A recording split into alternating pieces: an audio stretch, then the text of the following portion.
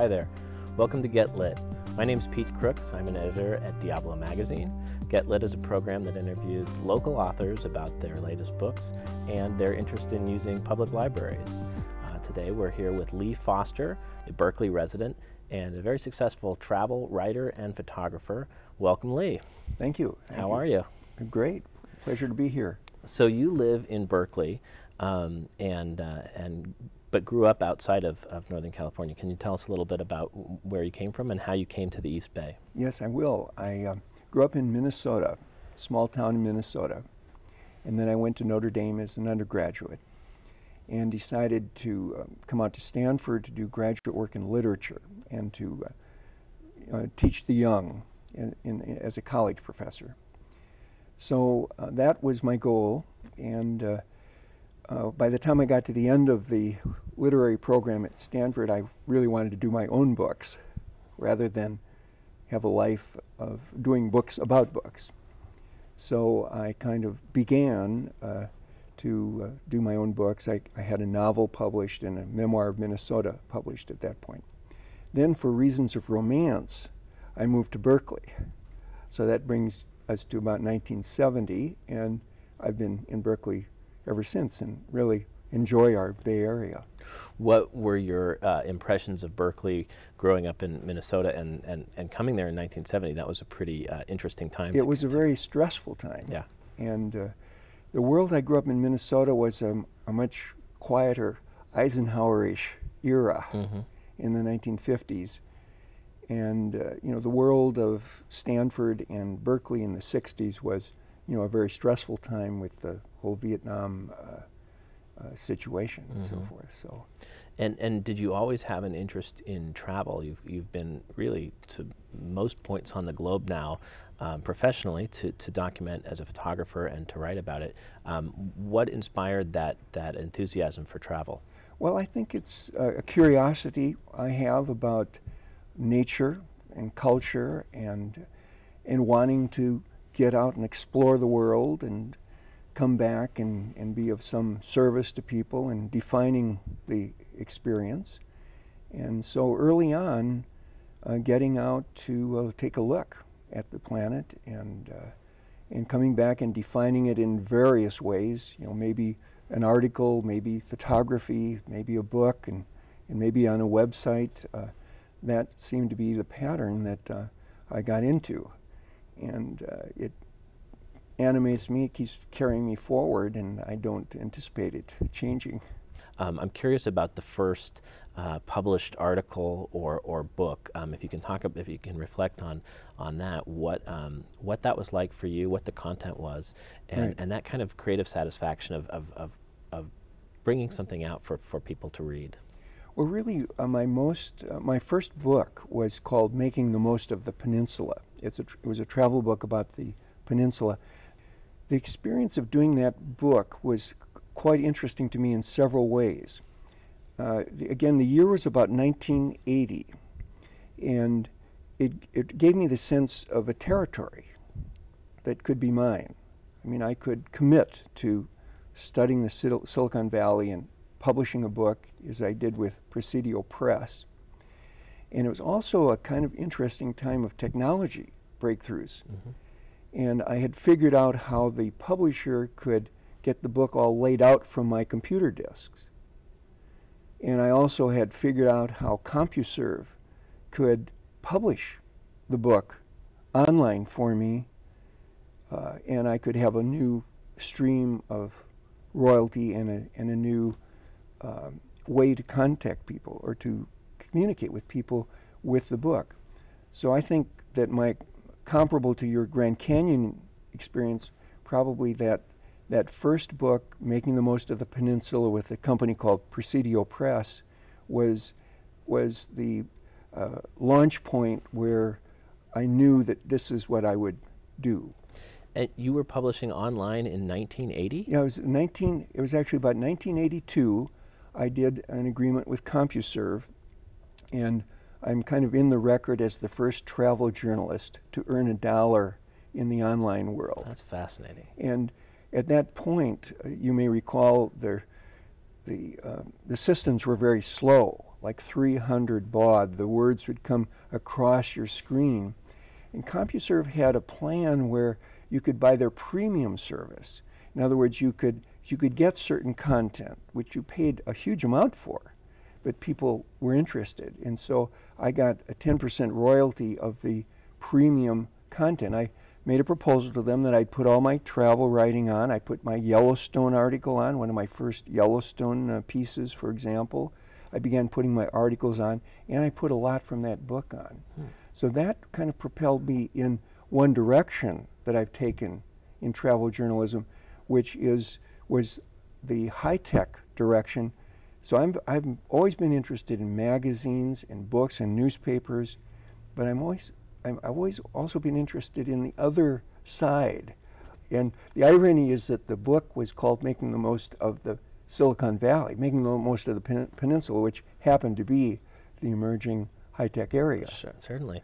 And catching up to speed, 28 years into the future, from 1982 in 2010, you're launching apps for the iPhone, as well as publishing bound copies of your travel books. Can you talk a little bit about the app that you just launched for the San Francisco book? Yes.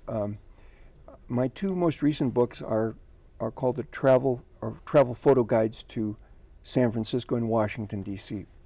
And I have them also reinvented, shall we say, as apps in the Apple iTunes App Store. And there's a fascinating interplay between the whole concept of a book and the concept of an app. For one thing, books will never sell outside of North America. I mean, you cannot do a travel book about San Francisco and sell it. I mean, I get a few sales from my publisher that are so-called international sales, but those are to Canada. But the app, for example, my San Francisco app, which has been a bestseller in the App Store, has sold in 46 different countries. Wow. So you can imagine that as a traveler. I mean, I, for example, could be here and get an app about China. If I was going to Beijing, it'd be very difficult for me to get a book about China written in China by a China author. But I could get an app. So there's that whole worldwide audience. And it's quite a dramatic change in the whole publishing of literature and also these more practical books of service. The audience is worldwide. The consumer is paying a very small amount of money generally for an app. Apps sell for like $1.99 or $2.99. That's what the market has dictated. And books will sell for maybe $14.95. And the app is also a whole different kind of travel experience. For example, the book, my book, The Photographer's Guide to San Francisco, is limited to the 75 photos in the book and the 96 pages in the book. The app has 500 photos in it. So you can get a lot of depth visually that you couldn't get in a printed book. Similarly, it has certain functionality like maps. You can go to things on a map. You can see where you are and where you want to go and what's around you in an app in a way that's quite different than a book. So there are a lot of aspects of apps that are new and intriguing for the consumer. And it's much easier to update content for an app than it is for the edition of the book that's already been published. Absolutely. This is a very big factor, especially in travel. As you know, we live in a volatile world, and the people who are in the business of producing apps are tremendously encouraging to their authors to do updates. Because apps also come out of a computer software world, and as you know, the latest update in your software is felt to be better. So the authors are encouraged to update their apps, and it's so easy to just change things, whether providing more insight or providing better data. You can change it, and then you you can hit the button and the publisher will do a new release. They call them new releases of the apps. So I re-release things about once a month.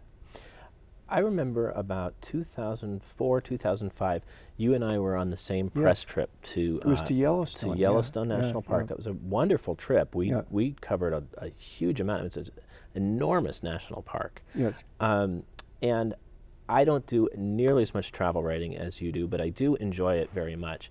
However, whenever I talk to people about what I do for my job, they say, boy, travel writing, that's my dream job. Everybody seems to think that it's, you know, a 365-day party at the most exotic places all over the world.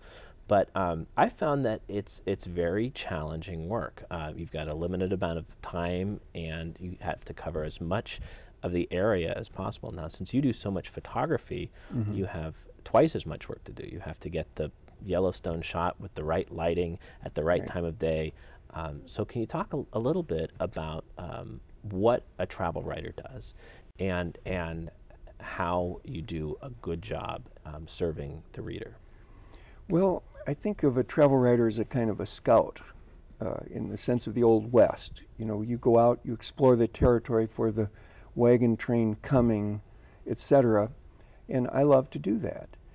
So our Yellowstone trip, for example, was a chance for me to go out and look at the territory again and to get new content. We'd just gone through a firescape there. You know, there had been a big forest fire. That was new.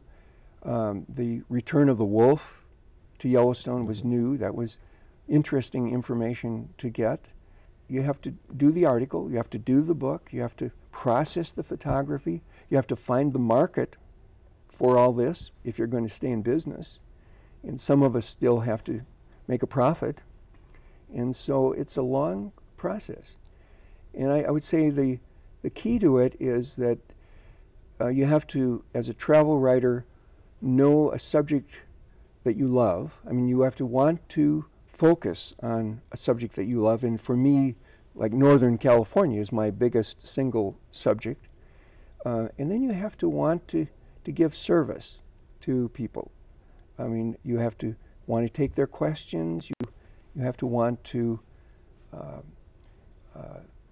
do it. You have to love studying things. I love studying things and getting it up. How much feedback do you get from travelers who've used your information? Well, I get quite a bit. I have a very active website, fostertravel.com, and people go on there, they leave questions, they leave comments, and that's one of my dialogue points with people. And to be respectful of the question and to want to be of service is a critical part of doing this with some longevity, I think. Having traveled to most points on the globe, do you have a favorite experience or like a most exotic destination? I remember I went to the Palauan Islands in Micronesia one time, and I couldn't believe that planet Earth looked like that. I felt like I was on a totally different planet. The experiences that I love most are the great nature experiences out there. Like our Yellowstone experience, going to Yellowstone, and I've gone back, for example, in the winter to see the elk herd, 5,000 elk just south of Yellowstone on the plains there. In a parallel sense, I've gone to Kenya to see the great herds in Kenya. I've gone to the Galapagos to see the tremendous amount of fauna that is not afraid of you. I've gone to Denali in Alaska to see the wonderful mountain. And I think going out to those great nature experiences, you know, one of which we shared together, is perhaps my most satisfying single rationale for my behavior. And isn't it wonderful to see wherever you are in the world, there's some aspect of nature that's unique and takes the sunset light in a perfect way? It is. And, you know, the irony is that the more I see of the world, the more I love Northern California. Interesting, yeah. And the beauty of Northern California and how well we've preserved it relative to other places in the world continues to excite me. And as I look into the future, I might do fewer Palaus and more Northern California, really. Interesting. Mm-hmm. Do you have some favorite spots in Berkeley or the west side of the East Bay on the other side of the Caldecott Tunnel that you can recommend to people that live here in Walnut Creek and Alamo and Danville? I just spent a lot of time this spring looking at great wildflower places in Northern California and driving in on Monte Diablo from the north side and spending a day going over the mountain, coming out the south side. I really enjoyed that. The poppies and the wild turkeys that I saw, and then going up to the very top to get the view. That was wonderful. And then in my own area, probably in Berkeley, I would have a certain bias to something 3 blocks from where I live in the gourmet ghetto of North Shattuck. I really enjoy living in that North Berkeley area, and I might send someone to Taste of the Himalayas restaurant to get a little Tibetan curry food, for example, on Shattuck Avenue.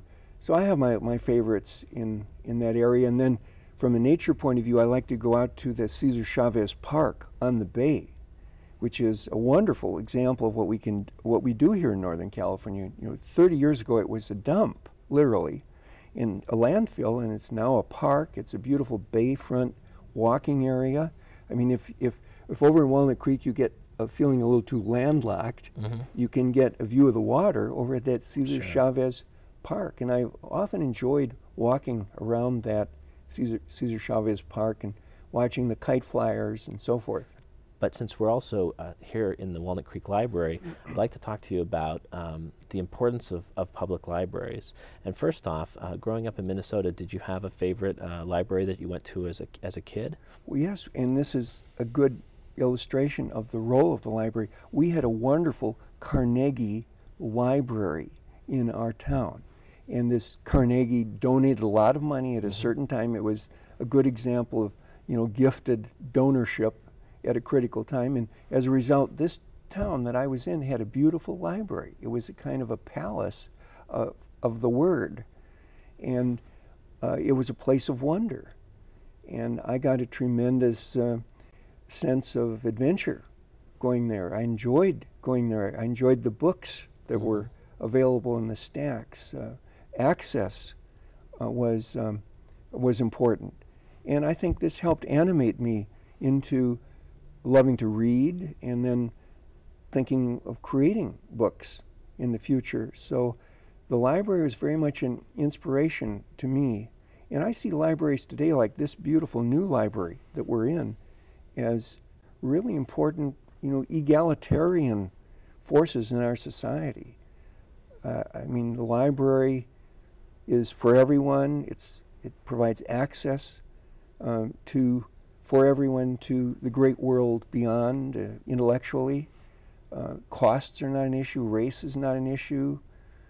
Class is not an issue. It's something for everyone. So I've always been very fond of libraries because of my original experience of them, and then seeing palaces like this. And in my travels, one of the fascinating places I saw was the new Library of Alexandria in Egypt. And the decor of the library is all the alphabets of the world, the letters of all the alphabets of the world. And you get a sense of the library as the wonder machine where the words are collected, the alphabets are collected, the whole repository of content is collected, and so that's fascinating. Yeah. Well, Lee, thank you so much for the work that you do documenting nature and informing travelers about the best way to appreciate their travels. I think it's really wonderful work, and I'm glad that you enjoy doing it. It's fun to read about your work, and thank you for sharing this experience on Get Lit. I hope that viewers will tune in to future editions of Get Lit and meet more local authors like Lee Foster, the Berkeley-based travel writer and photographer that we've spent today's show with. Thanks very much for watching. Tune into the next episode of Get Lit.